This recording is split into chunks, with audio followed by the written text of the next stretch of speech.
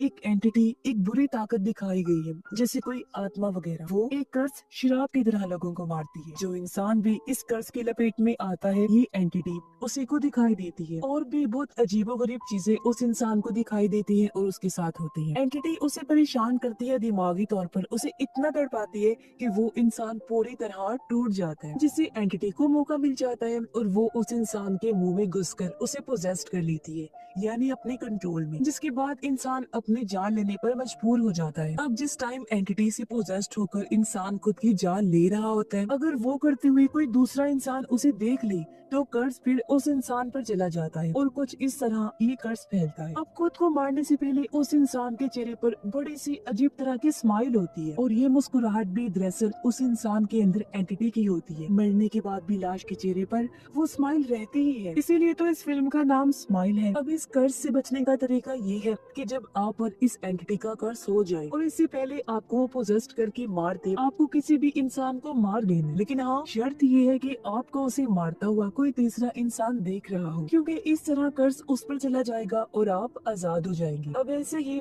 Smile 1 में एक आदमी ने अपना कर्ज एक दूसरे इंसान को ट्रांसफर कर दिया था। फिर एक डॉक्टर की मरीज को भी ये कर्ज हो गया और पोजेस्ट होकर उसने अपना ही गला काट लिया, जिससे फिर ये कर्ज डॉक्टर के पास चला गया, क्योंकि उसने अपनी मरीज को खुद की जान लेते हुए देख लिया था। डॉक्टर ने इस चीज से परेशान होकर सबसे मदद मांगी, पर ना तो किसी ने उसकी मदद की और कोई उसकी बातों पर यकीन भी नहीं कर रहा था, उसे पागल कह रहे थे सब। इसीलिए फिर डॉक्टर ने अपने एक पुराने दोस्त से मदद मांगी जो एक डिटेक्टिव था। उसने जब छानबीन की तो उसे भी इस कर्ज के बारे में पता चल गया और ये भी कि कर्ज की लपेट में आए इंसान की 1 हफ्ते में ही मौत हो जाती है। अब डॉक्टर कर्ज से छुटकारा पाने के लिए किसी की जान नहीं ले सकती थी, इसीलिए उसने खुद को एक घर में बंद कर लिया, क्योंकि जब उसके पास कोई होगा ही नहीं तो ना तो एंटिटी किसी को अपना शिकार बनाएगी और ना ही डॉक्टर को पोजेस्ट करेगी। पर एक गड़बड़ हो गई। उसका डिटेक्टिव दोस्त उसे ढूंढता हुआ यहाँ आ गया, जिससे एंटिटी को मौका मिल गया। उसने डॉक्टर को पोजेस्ट कर लिया, जिससे उसके चेहरे पर भी अजीब सी स्माइल आई और उसने अपना गला ही काट लिया। ये चीज डिटेक्टिव ने देख ली, जिससे जाहिर है अब कर्ज उसके पास चला गया था। अब स्माइल पार्ट 2 फिल्म की शुरुआत इसी डिटेक्टिव को दिखाने से होती है, जो कर्ज किसी और के पास ट्रांसफर करना चाहता था। ऐसा करने के लिए उसके पास टाइम भी कम था, क्योंकि कर्ज लिए उसे 6 दिन हो गए, यानी अब उसके पास सिर्फ 1 ही दिन का टाइम बचा था और उसे जो भी करना था जल्दी करना होगा। अब डिटेक्टिव किसी मासूम इंसान की जान लेना नहीं चाहता था, इसीलिए वो बुरे लोगों जैसे कि गुंडों को टारगेट बनाता है और उनके ठिकाने पर जाता है। वो एक गुंडे को गन पॉइंट पर लेकर अंदर गया और सामने बैठे गुंडे के भाई से पूछता है, तुम देख रहे हो ना मैं क्या कर रहा हूँ। इतना बोलकर वो गुंडे पर चाकू से वार करता है। कई बार वार करने के बाद वो उसका गला काट देते हैं, जिससे उस गुंडे की मौत हो जाती है। इससे जाहिर है कर्ज गुंडे के भाई पर चला गया, लेकिन वो डिटेक्टिव को गोली मार देता है। अपने बचाव में उसने भी गोली चलाई और गलती से गोली उसके दिल पर लग गई। ये देखकर डिटेक्टिव घबरा गया, क्योंकि अगर गुंडे का भाई मर गया तो कर्ज डिटेक्टिव पर ही रह जाएगा। वो भागकर गुंडे के भाई के पास आया, कहता है नहीं नहीं तुम ऐसे नहीं मर सकती, पर दिल पे गोली लगने से मौके पर ही उसकी मौत हो जाती है। और ये देखकर डिटेक्टिव की एक बार फिर हालत खराब हो जाती है कि शिट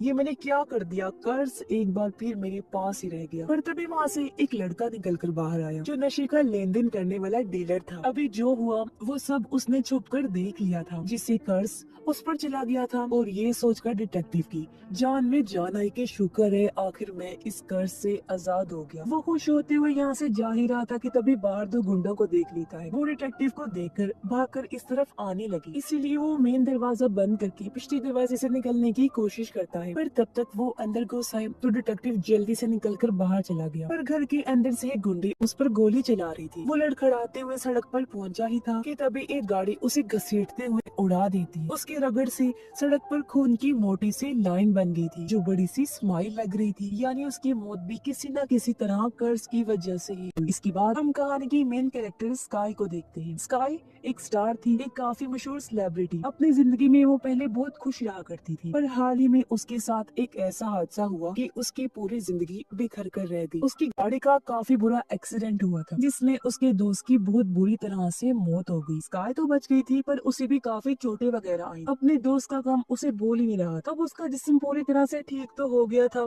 बस चोटों के निशान वगैरह रह गई थी। न सिर्फ जिस्म पर बल्कि इसका असर उसके दिलो दिमाग पर भी बहुत हुआ था, जिससे वो खूब नशा करने लगी थी। अब नशा तो वो पहले भी करती थी, लेकिन अब कुछ ज्यादा ही। और बहुत ताकतवर। अब एक तरह से उसकी जिंदगी अंधेरे में चली गई, जहाँ पर स्काई की मॉम ने उसे संभाला और इन सब चीजों से बाहर निकाला। इसीलिए आखिरकार स्काई ने दोबारा अपने फील्ड में वापस आने का फैसला किया, जिसके लिए उसने पूरी दुनिया में घूमने का इरादा किया कि मैं अलग अलग जगह पर जाकर शोज करूंगी। इस चीज को पूरी तरह उसकी मॉम अरेंज कर रही। स्काई की मदद करने के लिए उन्होंने एक लड़के को भी हायर किया था जो उसके पार्टनर के तौर पर काम करेगा। अब स्काई जब अपने शो की तैयारी कर रही थी तो अचानक उसकी कमर में मोच आ जाती है, जिससे उसे काफी दर्द हुई। एक्सीडेंट के बाद से उसे कमर दर्द की शिकायत रहने लगी, पर यहाँ वो ऐसे दिखाती है जैसे वो बिल्कुल ठीक है और दोबारा शो की प्रैक्टिस करने लगती है। फिर वो अपने दर्द की मेडिसिन लेने जाती है, जो वो अपनी मॉम से छुप कर लिया करती, क्योंकि वो मेडिसिन बहुत ही ताकतवर स्ट्रॉन्ग थी, बिल्कुल किसी तेज नशे वाली दवाई की तरह, जो आसानी से मिलती भी नहीं थी। तो अपनी मॉम को चकमा देकर वो अपनी दोस्त के पास गई मेडिसिन लेने, जो एक ड्रग डीलर था। और ये डीलर और कोई नहीं बल्कि वही है जिस पर उस डिटेक्टिव का स्माइल कर्स आ गया था, जिसे हमने शुरुआत में देखा था। अब जैसा कि हम जानते हैं कि एंटिटी उसके दिमाग से खेल रही थी, तो वो स्काई को भी एंटिटी समझकर उस पर हमला कर देता है। उसे समझ नहीं लग रही थी कि क्या सच है और क्या झूठ। वो स्काई को कहता है कि तुम असली स्काई नहीं हो, वरना ऐसे अचानक इतनी बड़ी स्टार मुझसे मिलने कैसे आ जाती। स्काई कहती है, पागल, मैंने आने से पहले तुम्हें मैसेज किया था। और जब वो मैसेज चेक करता है तो उसे पता चला कि ये ठीक कह रही है। वो स्काई को छोड़ देता है और अपनी इस हरकत के लिए उससे माफी मांगता है और कहता है, मेरे साथ कुछ दिन से अजीब चीजें हो रही हैं। खैर तुम बताओ कौन सा नशा लोगी। स्काई कहती है, कोई नशा नहीं, मुझे बस मेरी पेन किलर चाहिए। इसीलिए डीलर वो लेने अंदर चला जाता है। काफी देर बाद वो बाहर आता है, लेकिन बहुत घबराया हुआ क्योंकि एंटिटी उसे डरा रही थी। फिर अचानक वो चीखता हुआ नीचे गिर जाता है और एंटिटी उसके मुंह के अंदर घुसकर उसे पोजेस्ट कर लेती है। अब स्काई को एंटिटी नजर नहीं आ रही थी, इसलिए उसे लगा कि शायद डीलर को कुछ हो गया है। अब एंटिटी डीलर के अंदर से अजीब सी स्माइल देती है, जिससे डरकर स्काई पीछे हट जाती है। अब डीलर इस ड्राउनी स्माइल के साथ ही उठ खड़ा हुआ और अपने सर पर जिम वाली प्लेट मारने लगता है, वो भी जोर जोर से, और तब तक मारता रहता है जब तक उसके चेहरे की हड्डियां टूट फूट नहीं जाती। और इस तरह एंटिटी डीलर को खत्म कर देती है और स्काई के देखने की वजह से वो अब उसके दिमाग में घुस जाती है, यानी उसे कर्स कर देती है। अब क्योंकि पूरे जिस्म को दिमाग कंट्रोल करता है, तो सबसे पहले एंटिटी दिमाग को कंट्रोल करती है, जिसके बाद बाकी जिस्म को भी कंट्रोल में करने के बाद उस इंसान को मार देती है। और कुछ इस तरह ये काम करता है। ये सब देखकर स्काई की तबीयत खराब हो गई थी, उसे उल्टी हो जाती है। वो पुलिस के नंबर पर कॉल करने लगी, पर टेबल पर रखा नशा देखकर रुक गई। वो सोचती है, ऐसे तो मैं ही फंस जाऊँ, पुलिस मुझसे ही सवाल करेगी कि तुम एक नशा बेचने वाले के घर क्या कर रही हो, ये तो वो। इसीलिए वो चुपचाप इस जगह से निकल जाती है। घर आकर उसने खुद को शांत किया और सो गई। पर अचानक एक आवाज से उसकी आँख खुल गई। उसने जब सामने देखा तो अंधेरे में वो डीलर को खड़ा हुआ देखती है, उसे टूटे हुए चेहरे के साथ। वो घबरा गई। उसने जैसे लाइट ऑन की, डीलर वहाँ से गायब, जिससे वो और डर जाती है और पूरी रात ठीक तरह से सो भी नहीं पाती। और यही उस एंटिटी का पहला काम होता है कि वो शिकार बनाए इंसान की सबसे पहले नींद को ही डिस्टर्ब करती। अगले दिन स्काई जब शो के लिए तैयार हो रही थी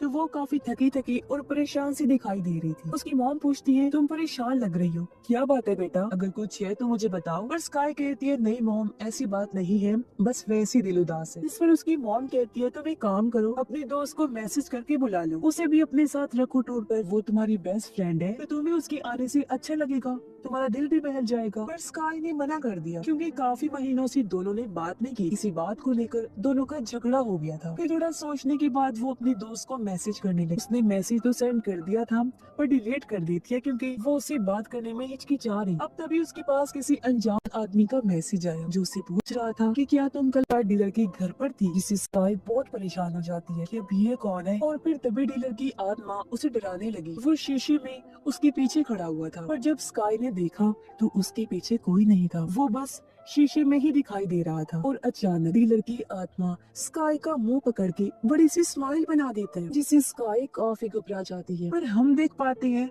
कि ना तो वो उसके पीछे था और ना ही शीशे में नजर आ रहा था, बल्कि ये सब तो स्काई के दिमाग में चल रहा था। एंटिटी उसे ये सब कुछ दिखाकर डरा रही थी, पर स्काई जो इस कर्ज से अनजान थी, उसे ये सब सिर्फ अपना वहम लगता है, क्योंकि उसे समझ नहीं आ रही थी कि मेरे साथ ये सब क्या हो रहा है। अब स्काई अपनी मॉम को कहती है कि मेरे इस इस ड्रेस में एक मसला है। लाइट मारने पर मेरे पेट पर बना निशान नजर आ रहा है जो कि बहुत बुरा लग रहा है। इस पर उसका पार्टनर कहता है, कम ऑन स्काई, ये ड्रेस तुम पर इतना प्यारा लग रहा है ना यार, और निशान तो जैसे टैटू लग रहा है, इतना और ना करो इस पर। उसकी मॉम ने भी यही कहा कि बेटा निशान से क्या होता है, पर स्काई कहती है फिर भी मुझे ये ड्रेस नहीं पहनना, या तो इसे ठीक करवाओ वरना नया ड्रेस बनवा के दो मुझे। अगले दिन स्काई की बहुत सारे फैंस उससे मिलने आते हैं जिन्हें वो ऑटोग्राफ साइन करके देती है और तस्वीरें बना। सब कुछ ठीक ही चल रहा था, पर तभी एक पागल सा फैन वहाँ पर आया जो अपनी टी शर्ट पर ऑटोग्राफ लेता है, और जब वो स्काई के साथ तस्वीरें बनवा रहा था तो उससे अजीबोगरीब बातें करने लगा, जैसे कि तुम्हारा चेहरा बहुत प्यारा है और मैं तुमसे बहुत प्यार करता हूँ। वो उसके साथ अजीब हरकतें करने लगा, इसलिए स्काई उसे दूर कर देती है और गार्ड्स उसे वहाँ से ले जाते हैं। अब इस पागल फैन की हरकतें एंटिटी जैसी थी, पर ये असली का आदमी था क्योंकि सभी को दिखाई दे रहा था, बस वो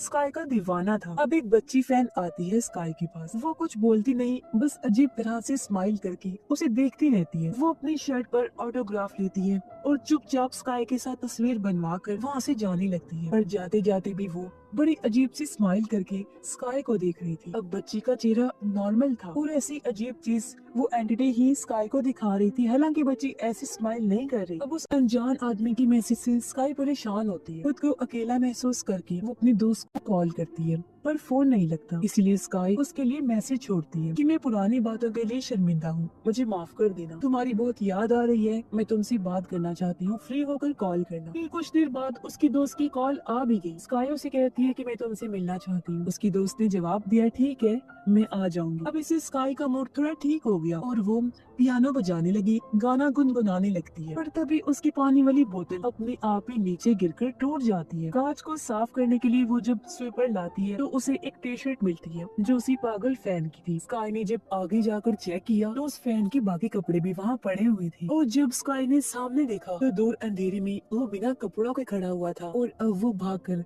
स्काई की तरफ आने लगता है। स्काई घबरा गई, वो घर से बाहर जाने के लिए दरवाजे की तरफ भागी जहाँ सामने उसकी दोस्त आ चुकी थी। वो पूछती है, या वो स्काई तुम ऐसे भाग क्यों रही थी? और जब स्काई पीछे मुड़कर देखती है तो पागल फैन वहाँ पर नहीं होता, यहाँ तक कि जमीन पर उसके कपड़े भी नहीं थे, ना ही कांच, क्योंकि बोतल भी टेबल पर सही सलामत पड़ी हुई। इसका मतलब है कि बोतल टूटने से लेकर उस आदमी के भागकर आने तक स्काई ने जो कुछ भी देखा वो सब उसकी हेलुसिनेशंस थी, उसके दिमाग में चल रहा था। मतलब जो चीज सच में हुई भी नहीं थी वो उसे नजर आ रही थी। उसकी दोस्त कहती है, तुम कुछ परेशान लग रही हो, क्या बात है, क्या चल रहा है? स्काई कहती है, पता नहीं यार मेरे साथ क्या हो रहा है, अजीबोगरीब चीजें नजर आती हैं मुझे। फिर वो उसे डीलर की मौत के बारे में बता कि जब से मैंने उसे मरता हुआ देखा तभी से मेरे साथ ये सब उल्टा सीधा हो रहा है। ऐसी अजीबोगरीब चीजें मुझे दिखाई देती हैं, इसी में सो भी नहीं पाती, बहुत डिस्टर्ब होती हूँ, हेलुसिनेशंस होती हैं और बुरे बुरे सपने आते हैं। ये सुन उसकी दोस्त कहती है, ठीक है आज रात में तुम्हारे पास ही रुकूंगा। और जब दोनों सोती हैं तो स्काई को फिर से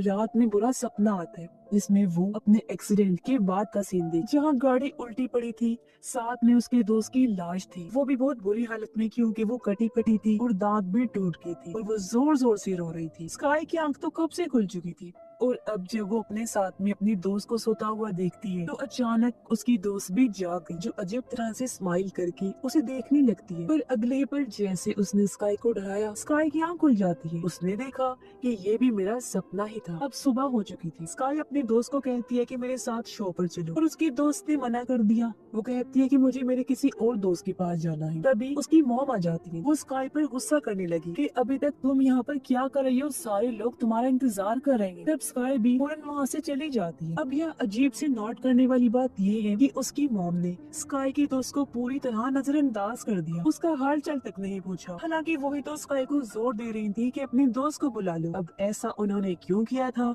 इसका जवाब हमें आगे पता चलेगा। खैर अब जब स्काई शो कर रही थी तो अचानक वो एंटिटी फिर से उसे डराने लगी, पर इस बार उसके मरे हुए दोस्त के रूप में, जिससे स्काई काफी घबरा गई। वो नीचे गिर जाती है जिससे उसका पैर टूट गया। वो जोर से चिल्लाने लगी। सब लोग जब उसके पास आते हैं तो स्काई को एहसास हुआ कि मुझे कुछ भी नहीं हुआ, मैं बिल्कुल ठीक। सब लोगों को उसकी हरकतें अजीब लग रही थी। तब तंग आकर स्काई वहाँ से चली जाती। वो ड्रेसिंग रूम की तरफ जाने लगी, जहाँ से वो अपने पार्टनर को बाहर आता हुआ देखती है। वो जब स्काई के पास से गुजरा तो अजीब तरह से स्माइल करके देखता है। स्काई फिर से घबरा गई, पर जब वो ड्रेसिंग रूम में आई तो उसका हाल देखकर तो स्काई की होश उड़ जाती है, क्योंकि सामान इधर उधर बिखरा पड़ा था। पूरे रूम का बुरा हाल कर दिया था किसी ने। तभी यहाँ पर स्काई की मॉम और उसका पार्टनर भी आ गया। स्काई उस पर चिल्लाती है कि तुमने मेरे ड्रेसिंग रूम का सत्यानाश क्यों किया। उसका पार्टनर मना करता है कि मैंने ऐसा कुछ नहीं किया और भला मैं ऐसा क्यों करूंगा। उसकी मॉम ने भी यही कहा कि इसने नहीं किया, पूरे टाइम तो ये मेरे साथ ही रहा, तुम्हारे ड्रेसिंग रूम के तो पास तक नहीं आया ही। अब स्काई की मॉम इन चीजों से परेशान होकर उसे पूछती है कि आखिर तुम्हें हुआ क्या है। स्काई कहती है मुझे कुछ नहीं पता, क्या हो रहा है मेरे साथ, सब कुछ उल्टा पुल्टा अजीब हो रहा है, मैं ठीक नहीं हूँ और आज जो शो है मैं वो करना नहीं चाहती। वो उसे कैंसिल करने का कहा और उसकी मॉम ने मना कर दिया। वो कहती है कि तुम प्रोड्यूसर को जुबान दे चुकी हो, तुम्हें ऐसा करना ही होगा। तो अब ना चाहते हुए भी स्काई शो में चली जाती है और वहाँ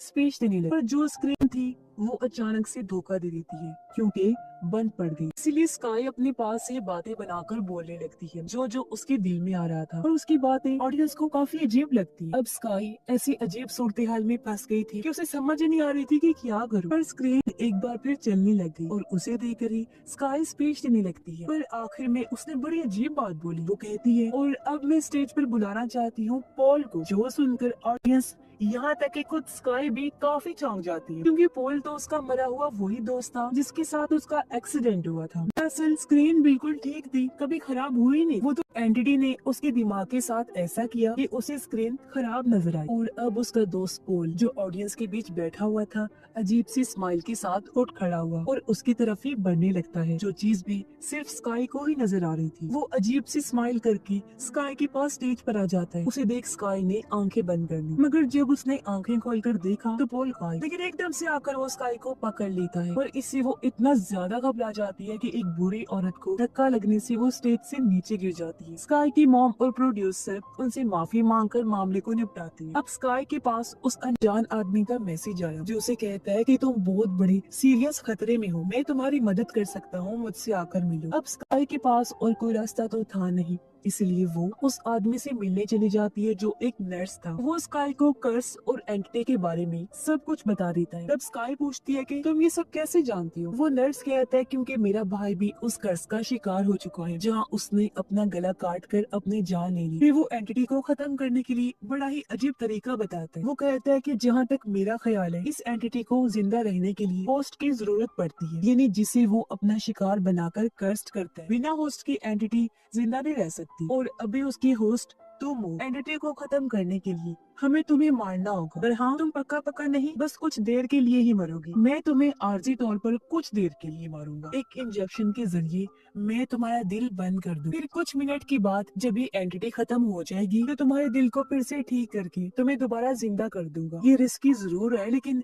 ये करना मुमकिन भी है और इसका फायदा भी हो सकता है। स्काई कहती है क्या तुम पागल हो गई हो, ये कैसी अजीब बातें कर रही हो। वो कहता है मुझ पर भरोसा करो, मैं एक नर्स हूँ। स्काई कहती है पर मैं तुम पर भरोसा करके अपनी जान को रिस्क में क्यों डालूं, मैं तो तुम्हें जानती तक नहीं। स्काई साफ साफ मना करके वहाँ से चली जाती है। पर जब वो घर पहुंची तो बहुत सारे लोग वैसे ही अजीब स्माइल करते हुए उसके पीछे पड़ जाते हैं, उसे डराने की कोशिश करती है। स्काई उसे बचने की कोशिश करती है लेकिन उनमें से एक स्काई के मुंह में अपना हाथ घुसा देता है जिसके साथ ही उसे अपना एक्सीडेंट वाला सीन दिखाई देने लगता है। गाड़ी पॉल चला रहा था पर किसी बात को लेकर दोनों की बहस हो गई। पॉल उसे उल्टा सीधा बोलता है जिससे स्काई को बहुत गुस्सा आया और वो स्टीयरिंग को एक गेट से टकरा देती है जिससे उनका इतना बुरा एक्सीडेंट हुआ। यानी ये एक्सीडेंट स्काई की वजह से हुआ था जिस शर्मिंदगी और दुख पे वो आज तक जिंदगी गुजारी। अब स्काई की मॉम उसे हॉस्पिटल ले आई। स्काई उनसे कहती है अब मैं कोई शो नहीं करूंगी क्योंकि मेरी हालत ठीक नहीं, लेकिन उसकी मॉम मना कर देती है और शो करने के लिए उसे प्रेशर देने लगी। इस बात को लेकर दोनों की बहस हो जाती है पर अचानक उसकी मॉम के हाव भाव बदल गए। वो भी अजीब तरह से स्माइल करके उठती है क्योंकि एंटिटी ने उन्हें पोजेस्ट कर लिया था। वो शीशा तोड़कर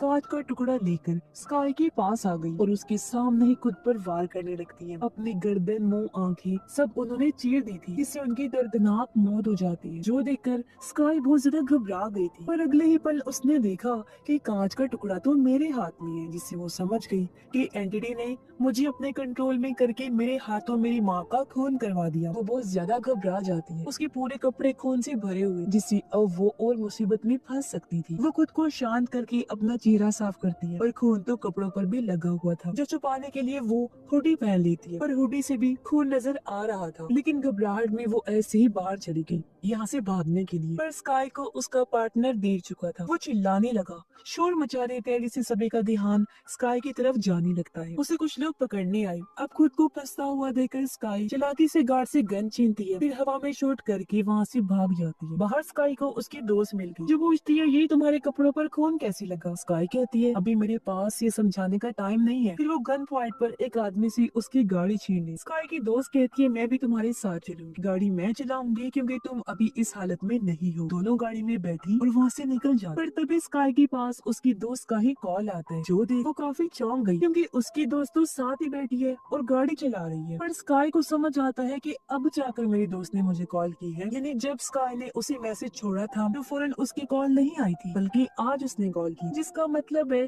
कि उसकी दोस्त स्काई के घर पर भी नहीं आई। इसीलिए तो उसकी मॉम ने उसे नजरअंदाज कर दिया था, क्योंकि वो उन्हें भी दिखाई नहीं दे रही। बस वो सब स्काई को ही नजर आ रहा था, उसके दिमाग में चल रहा था। और अब उसे एहसास होता है कि मेरे साथ कार में भी कोई नहीं बैठा हुआ, बल्कि वो खुद ही कार चला रही है। अब किसी तरह गिरते पड़ते वो नर्स के पास गई और कहती है मैं तैयार हूँ उसके लिए, प्लीज मेरी मदद करो। इसीलिए नर्स स्काई को ले जाकर फ्रीजर रूम में लिटा देते हैं ताकि उसका दिमाग मुर्दा ना हो। वो कहता है जब तुम्हारे जिस्म का टेम्परेचर बिल्कुल गिर जाएगा तो मैं आकर तुम्हें वो इंजेक्शन लगा दूंगा, जिससे 30 सेकंड्स में ही तुम्हारा दिल बंद हो जाएगा और तुम वक्ती तौर पर मर जाओ। और क्योंकि तुम्हारा दिमाग डेड नहीं होगा बल्कि जिंदा होगा, तो तुम्हारे दिल को फिर से मैं ठीक करके जिंदा कर दूंगा। इतना बोलकर नर्स वहाँ से बाहर चला जाता है और उसके जाते ही स्काई को महसूस होता है जैसे यहाँ मेरे अलावा कोई और भी है। फिर अचानक उस पर ऊपर से खून की बूंदें गिरने लगती हैं और जब स्काई ने ऊपर देखा तो वहाँ उसका पुराना रूप था, यानी वही जब एक्सीडेंट हुआ था, गाड़ी की सीट पर सीट बेल्ट बांधे हुए, जहाँ वो जोर जोर से रो रही होती है। और अब अचानक वो नीचे स्काई पर गिरकर उसे पकड़ लेती है। वो उसके मुंह में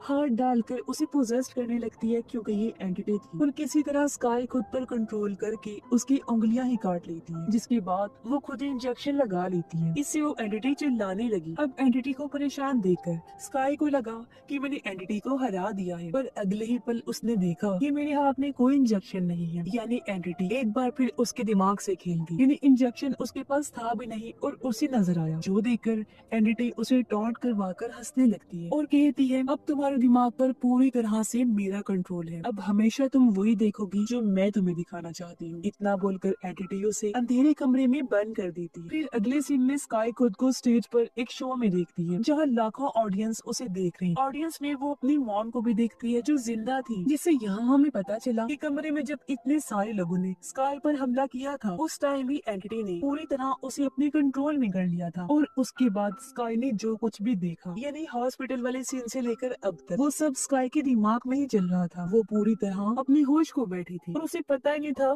कि वो क्या कर रही है, क्योंकि अगर उसे होश होता तो वो ये वाला ड्रेस पहनकर स्टेज पर आती, जो ड्रेस पहले पहनने से वो इनकार कर रही। और अब स्काई को अपने सामने अपनी कॉपी दिखाई देती है, जो और कोई नहीं बल्कि वो एंटिटी थी। और अब वो एंटिटी स्काई की कॉपी का पेट चीर कर बाहर आती है, जो एक बहुत बड़ा अजीब सा क्रिएचर था, जिसकी जिल्द नहीं थी। वो बहुत गंदा सा लग रहा था। वो स्काई के फेस को चीर कर उसे पोजेस्ट कर लेता है और उसके अंदर समा जाता है। और अब पोजेस्ट हुई स्काई लाखों ऑडियंस के सामने माइक को अपनी आंख में घुसा कर अपनी जान ले लेती है। और अब क्योंकि लाखों लोगों ने उसे पोजेस्ड हालत में मरते हुए देखा था, तो इसका मतलब कि अब ये सारे लोग भी कर्स्ड हो गई हैं, जिसका मतलब साफ था कि अब भी कर्स किसी वायरस की तरह फैलेगा, जो बहुत भयानक चीज होगी। और इसी भयानक एंडिंग के साथ ही ये फिल्म इधर ही खत्म हो जाती है।